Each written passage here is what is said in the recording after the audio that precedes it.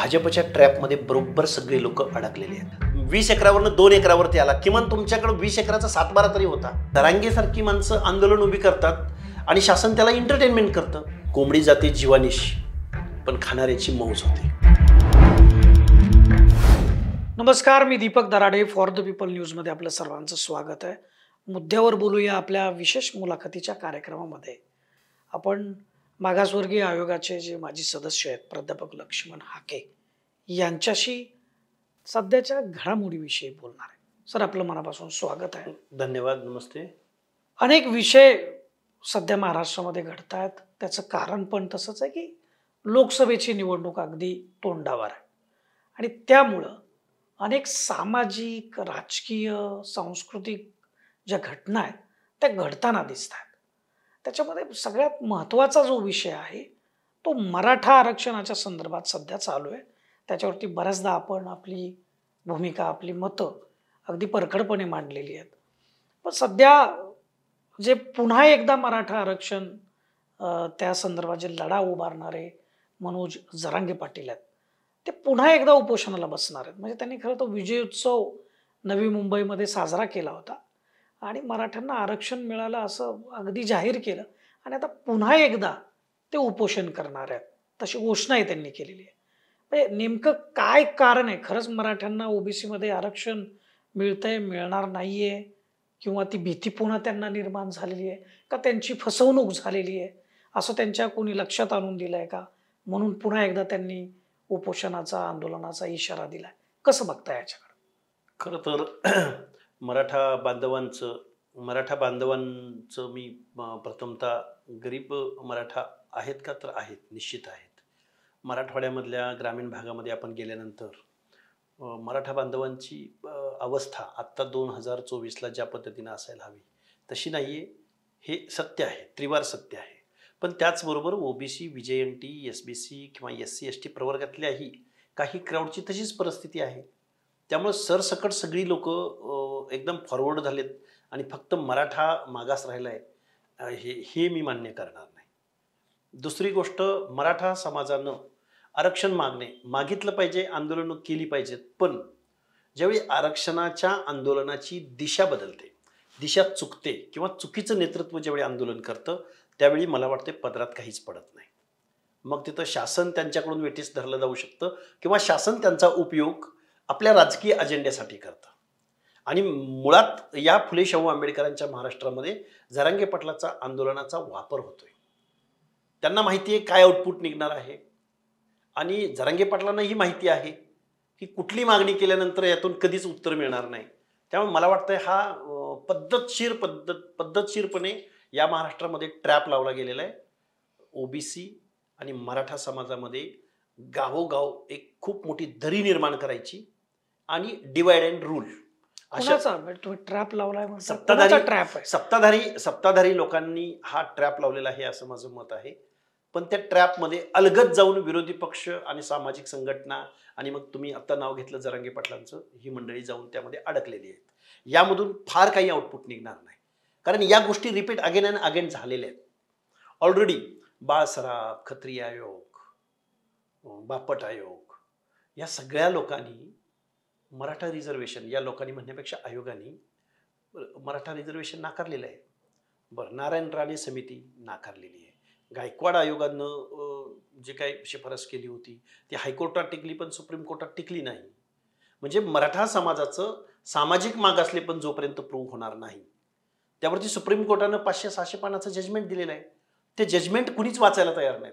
त्या जजमेंटमध्ये काय सांगितलं हे कोणच मनावर घ्यायला तयार नाही.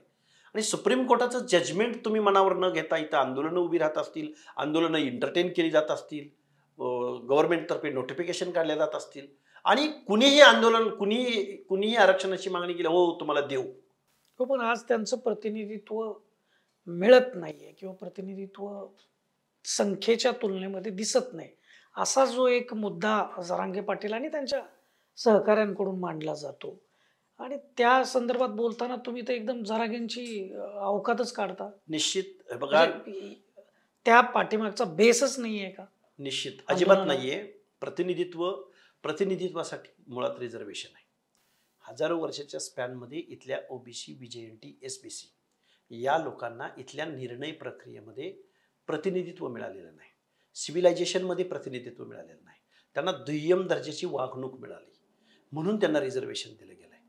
आणि महाराष्ट्रामध्ये सुप्रीम कोर्टाच्या भाषेत सांगायचं म्हटलं तर महाराष्ट्रामध्ये मराठा समाज, मराठा कम्युनिटी ही प्रेस्टिजियस कम्युनिटी आहे. सुप्रीम कोर्ट म्हणतं की तुमच्या लोकसंख्येपेक्षा तुमचं शिक्षणामधलं, नोकऱ्यामधलं, तुमचं महाराष्ट्राच्या कायद्याच्या वरिष्ठ सभागृहामधलं, कनिष्ठ सभागृहामधलं, कोऑपरेटिव्ह सेक्टरमधलं, DCC बँकांमधलं, लार्ज स्केल उद्योगधंदे आणि स्मॉल स्केल उद्योगधंदे, त्याचबरोबर देशाच्या संसदेमधलं प्रतिनिधित्व, तुमचं एकूण स्टँडर्डनेस, रूलर आहे, यू आर रूलर, म्हणजे तुम्ही शासनकर्ती जमात आहात. आणि शासनकर्ती जमात as per law, as per constitution, आणि अलीकडचं जे जजमेंट आहे सुप्रीम कोर्टाचं जजमेंट म्हणजे लॉ आहे. आणि मग लॉ केसमध्ये त्यांनी जर एवढं जर विस्तृतपणे सांगितलं गेलं असेल तर मग जरांगेसारखी माणसं आंदोलन उभी करतात आणि शासन त्याला एंटरटेनमेंट करतं. म्हणजे निव्वळ राजकीय आखाडा बनवलेला आहे या महाराष्ट्रामध्ये सत्ताधारी आणि विरोधकांनी. सत्ताधारी म्हणजे नेमका रोग कोणाकडे तुमच्याकडे? जे सत्तेत बसले ते. म्हणजे सत्तेत बसवले ते आता दोन आहेत. बसवले ते भाजप आहे. तुमचा रोग भाजपकडे आहे का इतर दोघांकडे? भाजपकडे आहे. आणि ही दोघांची त्या मागे फरफट होती. आणि निश्चित ही सगळी लोक जबाबदार आहेत. तुम्ही मागाशी जो ट्रॅप म्हणता, तर म्हणजे ज्यावेळी मराठा आरक्षणाचं आंदोलन सुरू झालं त्याच वेळी ओबीसीचं नेतृत्व करण्यासाठी एक सभा झाली आणि त्या सभेच्या वेळेस पंकजा मुंडे यांना त्या सभेमध्ये भाजपकडून जाऊ दिलं नाही अशी एक चर्चा सुरू होती. त्यावरती पंकजा मुंडेंनी स्वतः त्यांचं स्टेटमेंट दिलंय. पण ही चर्चा खूप मोठ्या प्रमाणात झाली. धनंजय मुंडे तिथं दिसले नाहीत का? मग हा भाजपकडून त्यांना जाणीवपूर्वक रोखलं गेलं. पण त्याच वेळी देवेंद्र फडणवीस अनेक वेळा म्हणाले की ओबीसीच्या आरक्षणाला धक्का लागणार असेल त्यावेळी मी दिल्लीत जाईन, पण ते होऊ देणार नाही, इथपर्यंत त्यांनी भूमिका मांडली. दुसरीकडं एकनाथ शिंदेंना बरोबर मराठा समाजाचं नेतृत्व स्थापित करण्याच्यासाठी जरांगे पाटलांच्या माध्यमातून आरक्षणाचा लढा उभा केला जातोय का, या संदर्भातही सध्या चर्चा होते. म्हणजे हा ट्रॅपच म्हणायचा का, याला काय म्हणायचं? कारण आता प्रकाश शेंडगे परत एका पक्षाची स्थापना करण्याची त्यांच्याकडून घोषणा झालेली आहे. एकीकडे ओबीसी, एकीकडे मराठा, म्हणजे धर्माच्या आधारावरती जो स्प्लिट होत नाही आहे, त्याच्यामध्ये फूट तयार होत नाही, तर जाती जातीमध्ये आरक्षणावरून फूट तयार करण्याचा हा ट्रॅप आहे का? कसं बघता? कारण तुम्ही आयोगाचा सदस्य म्हणून अनेक वर्ष. निश्चित बघा, या महाराष्ट्रामध्ये ज्यावेळी महाविकास आघाडीच्या माध्यमातून एक समर्थ पर्याय या महाराष्ट्रामध्ये उभा राहत होता आणि हा पर्याय कसा ब्रेक करायचा, निश्चित यामागं एक खूप मोठं षड्यंत्र या महाराष्ट्रामध्ये आहे. कारण मराठा समाजाला ही रिझर्वेशन हे मागासले पण प्रूव्ह होईल का नाही प्रूव्ह होईल हे आजपर्यंतच्या एकूण घडामोडीवरून दिसून आलेलं आहे. परंतु महाराष्ट्रामधलं एकूण जे आत्ताचं वातावरण आहे, या वातावरणामध्ये मराठा समाजाचं आरक्षणाचं आंदोलन आणि ओबीसीमध्ये जी काही दरी निर्माण झाली, मला वाटतं या एक आपल्या ग्रामीण भागामध्ये एक म्हण आहे, कोंबडी जाते जीवानिशी पण खाणाऱ्याची मौज होते. तसं या सत्ताधाऱ्यांचे निवडून येतील, पराभूत होतील, परत सत्तेत येतील, पण हाल जे चाललंय, ज्या वेदना यातना ज्या भोगाव्या लागत आहेत त्या ओबीसीला भोगाव्या लागत आहेत. ओबीसी, VJNT, SBCना भोगाव्या लागत आहेत. कारण ना त्यांना बजेटरी तरतूद मिळते. कुठलंही गव्हर्नमेंट आलं की त्यांच्या मुलांना शिक्षणासाठी जिल्ह्याच्या ठिकाणी आजपर्यंत 78 वर्षाच्या स्पॅनमध्ये एखादं वसतिगृह इथली व्यवस्था उभी करू शकत नाही. ना त्यांना बजेटरी तरतूद करते, ना बघा देशाला स्वातंत्र्य मिळाल्यापासून ओबीसीच्या अनेक संघटनांची मागणी आमची जातनिहाय जनगणना झाली पाहिजे. ती जातनिहाय जनगणना यासाठी की आमचा आकडाच, आमचा इम्पेरिकल डेटाच जोपर्यंत तुमच्या डायसवर येणार नाही तोपर्यंत तुम्ही आम्हाला आमच्या सामाजिक न्यायाच्या योजना देऊ शकणार नाही, तोपर्यंत या देशाच्या स्वातंत्र्याची गोड फळे डॉक्टर बाबासाहेब आंबेडकरांनी जो सुग्रास असा स्वयंपाक बनवलाय संविधानाच्या माध्यमातून, या पंक्तीला बसलेल्या शेवटच्या घटकापर्यंत हा स्वयंपाक पोहोचला पाहिजे. सामाजिक न्यायासह समता प्रस्थापित झाली पाहिजे. सामाजिक न्यायासह स्वातंत्र्य, बंधुता, भाईचारा, जात निर्मूलनाचा कन्सेप्ट डॉक्टर बाबासाहेब आंबेडकरांनी या संविधानातून मांडला. परंतु इथल्या राज्यकर्त्यांनी, इथल्या वाढप्यानी इथल्या लोकांनी मात्र ह्या ओबीसी विजयंतीच्या शेवटच्या घटकापर्यंत या देशाच्या स्वातंत्र्याची गोड फळे पोहोचू दिलेली नाही. मरण ओबीसी विजयंती एसबीसीचं आहे. मरण मरण असं का म्हणतोय मी? कारण या देशामध्ये देशाला स्वातंत्र्य मिळाल्यानंतर इथल्या राज्यकर्त्यांनी आर्थिक नियोजन हजारो लाखो करोड रुपयांची केली. शासनाकडे कुठले सेक्टर ठेवले?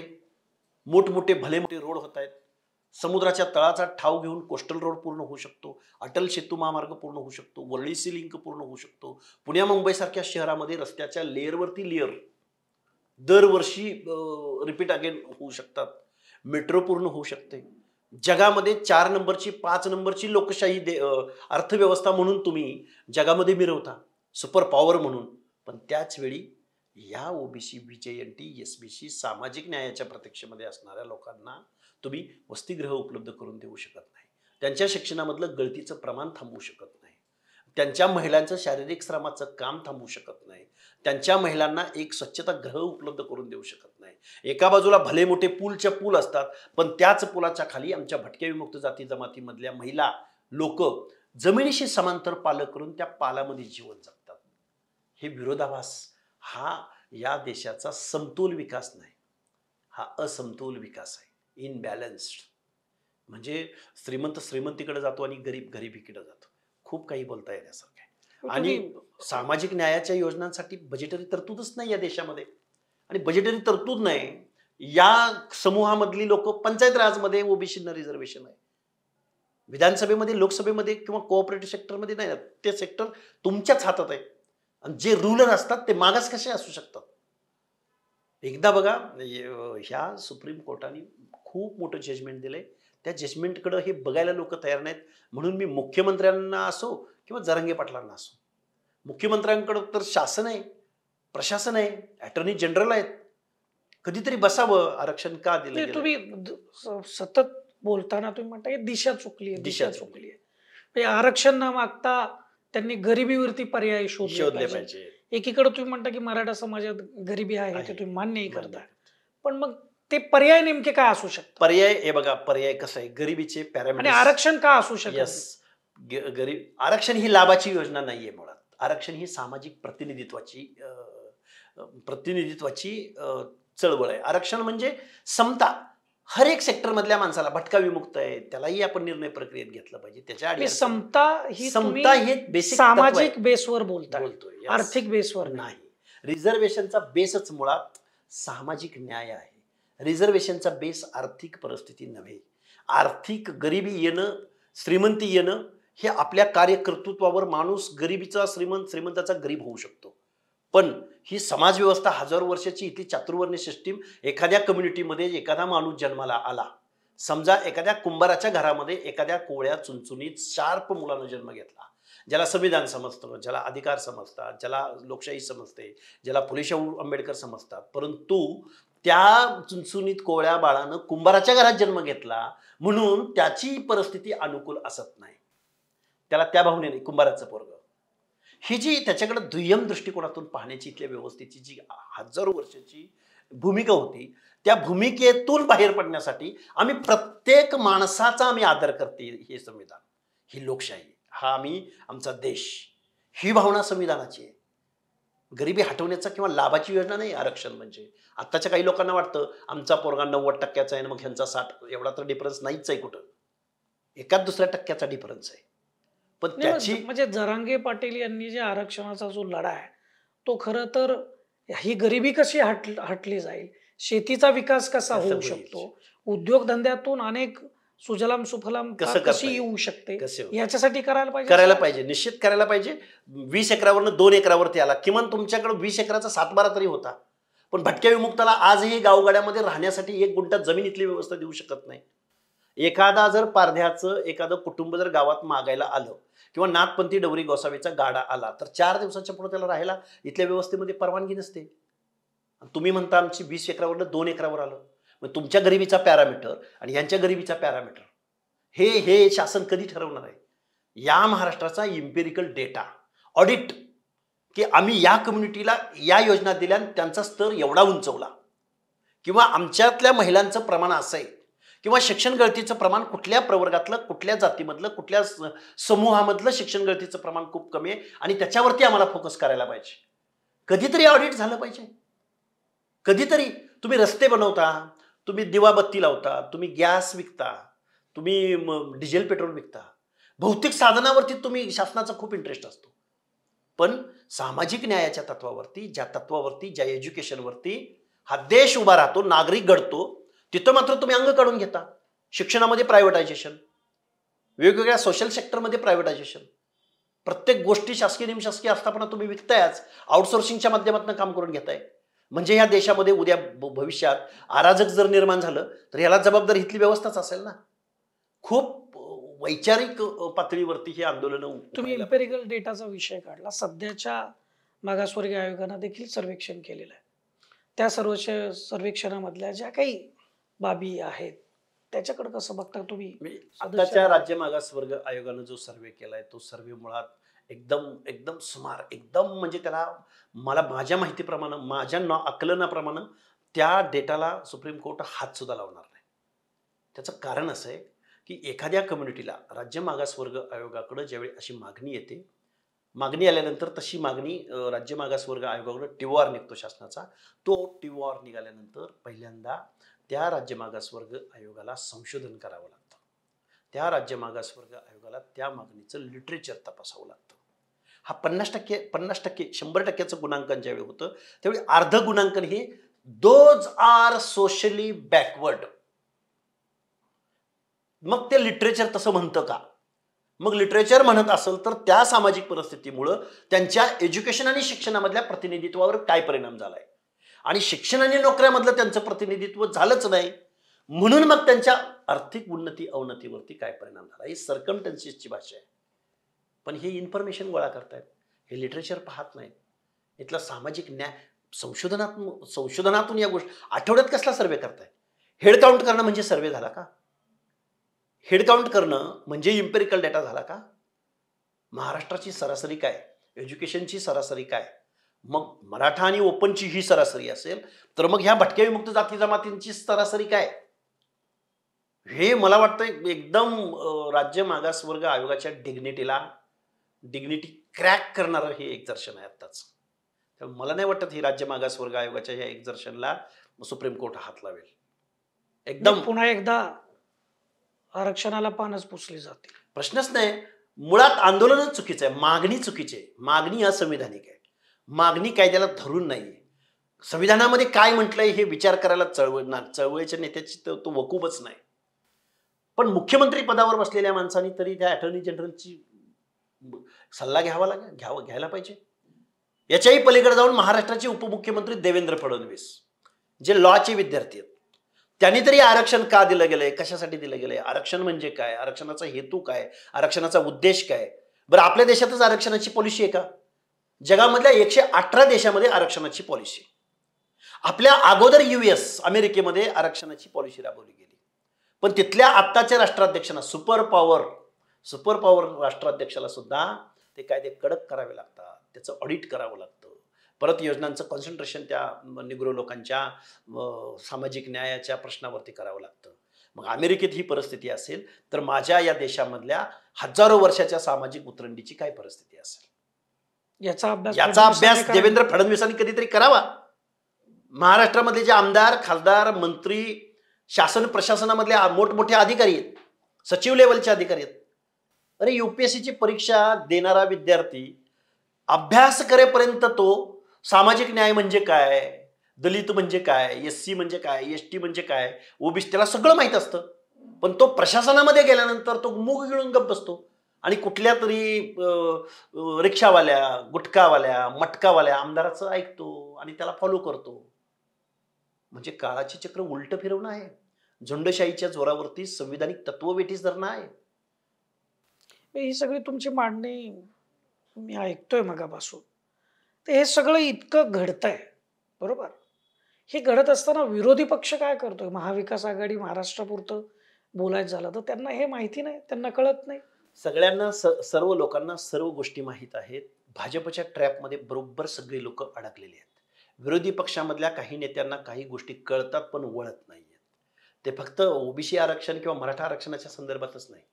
या देशामध्ये संविधानिक तत्व पायदळी तुडवली जात आहेत. इथं पक्षांतरबंदी कायदा फाट्यावर मारला जातो. इथं वेगवेगळे पक्ष फोडले जातात. त्यांचा सिम्बॉल, त्याची घटना एक वेगळ्या पद्धतीचं लोकशाही धोक्यात आहे मुळात. आणि मग त्याचे करेज लागतं विरोधी पक्ष नेत्याकडं, पक्ष नेतृत्वाकडं. हे करेज या विरोधी पक्ष नेतृत्वाचं आणि विरोधी पक्षातल्या नेत्यांचं संपलेलं आहे. ईडीची भीती, सीबीआयची भीती, मला उचलतील का, मला अडकवतील का? आणि विरोधी पक्ष जर नेस्तनाबूत झाला तर संविधान, लोकशाही उरली का? ज्या लोकशाहीमध्ये विरोधी पक्ष सक्षम असतो त्याच वेळी लोकशाही व्यवस्थित सस्टेन होऊ शकते. विरोधकच गर्भगळीत झालेले आहेत. म्हणून मग ओबीसीची चळवळ मरण मरण ते जाऊ द्या, 2 मिनिटं बाजूला ठेवू, पण ओबीसीचं मरण यातना ओबीसीला इथून पुढच्या कालावधीमध्ये भोगावे लागतील. मरण यातना मी जबाबदारीनं बोलतोय, कारण त्यांच्यावरती खूप वाईट परिस्थिती इन फ्युचर येऊ शकते. खूप साऱ्या गोष्टींबद्दल तुम्ही एवढं परखडपणे विश्लेषण केलं, त्याबद्दल मनापासून धन्यवाद तुमचे. हे होते हाके सर. आणि काय सध्याची परिस्थिती आहे महाराष्ट्रातली, आरक्षण असेल, राजकारण असेल, आणि त्याच्यातून मुळात दिशाच जर चुकली तर आपल्या हाती काय येणार, या संदर्भामध्ये त्यांनी प्रश्न उपस्थित केलेला आहे. आणि येणाऱ्या नजीकच्या भविष्यामध्ये काय परिस्थिती असू शकते या संदर्भातही ते बोललेले आहेत. आपल्याला या संदर्भात काय वाटतं ते आपण व्हिडिओच्या खालील कमेंट बॉक्समध्ये आपण जरूर लिहा. आणि फॉर द पीपल न्यूज चॅनलला फेसबुक, यूट्यूब आणि इंस्टाग्रामवर आपण फॉलो करा, सबस्क्राईब करा, लाईक करा. धन्यवाद.